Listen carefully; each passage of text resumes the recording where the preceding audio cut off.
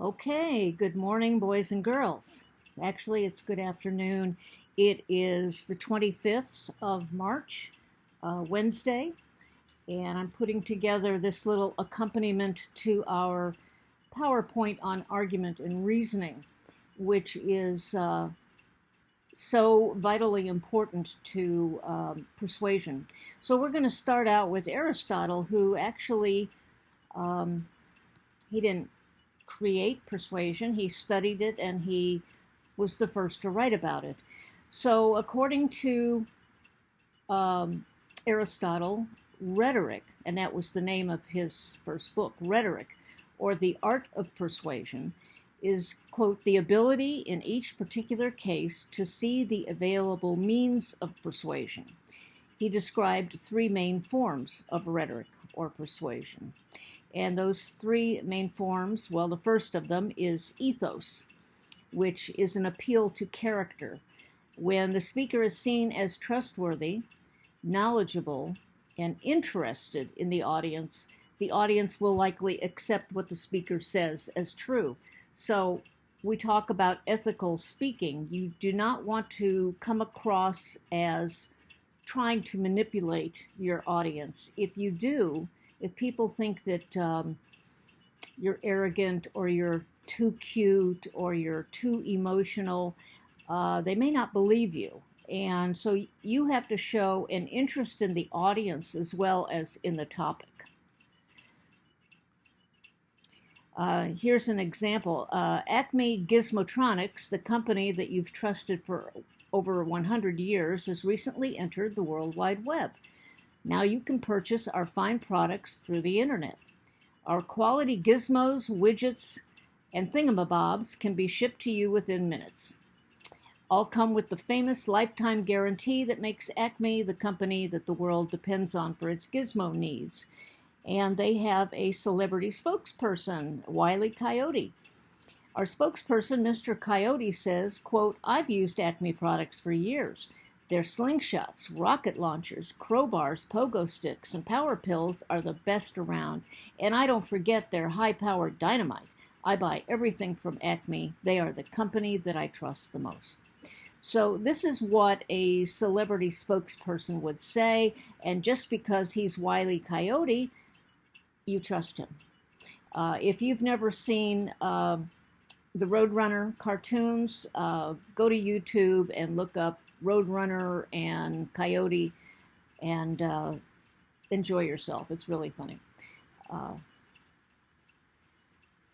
So the second kind is pathos, or appeal to emotion. Pathetic or emotional appeals persuade audiences by arousing the emotions. And let me look here while I'm doing this, because I have a cat who I think wants to get out of the room. Let me see. Yeah, he's sniffing under the door, so give me 1 second here.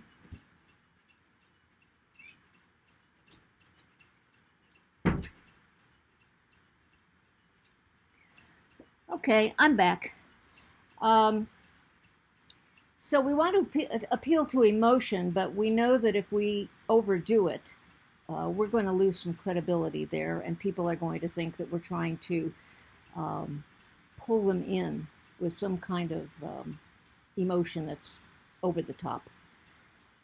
So we have an example here. I'm not going to play it for you, but if you want to look up Nixon's speech where he went overboard, and people called him Tricky Dick at the time anyway. So this is his Checkers speech, Checkers. I think his dog's name was Checkers, and I think he even showed his dog in the speech. So go to YouTube. It's not that long. He was trying to appeal to the audience to vote for him because he really wasn't involved in some kind of slush fund so that his wife could get a fur coat, and you know how politics are, right? So go look that up. Oh yeah, here's Checkers. Here's Checkers on the next slide. There's Checkers.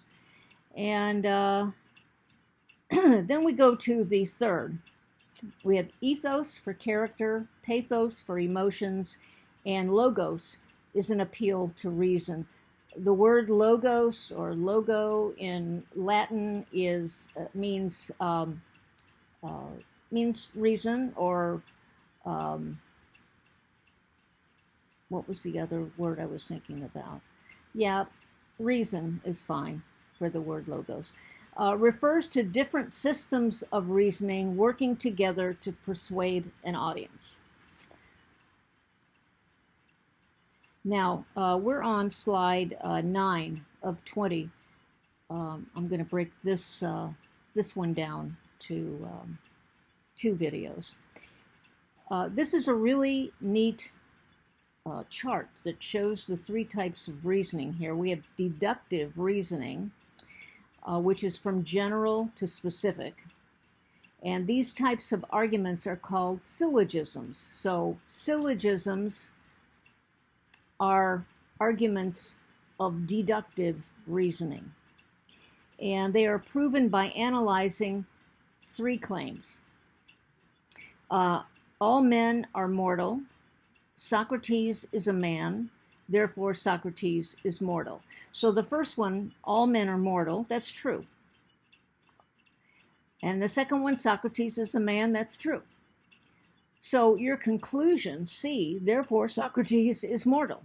That's also true. So a little more on deductive reasoning, and then we'll take a break and I'll go to the next tape. Not all syllogisms give true conclusions. It would be nice. And really, when somebody is arguing with you, you should be listening for these types of arguments. You should be listening to the syllogisms, listening for those claims that are made. Are any of them false? So we have this one. A, all cats are mortal. True. B, Socrates is mortal. True. Therefore, Socrates is a cat. Well, that's false. That's false. When we use deductive reasoning in normal conversation, we usually use what's called an enthymeme. Enthymemes allow the audience to supply the common sense evidence to support the claim. So the moment somebody says, therefore Socrates is a cat, you know something's gone wrong somewhere. But before we get into that, let me stop this right here.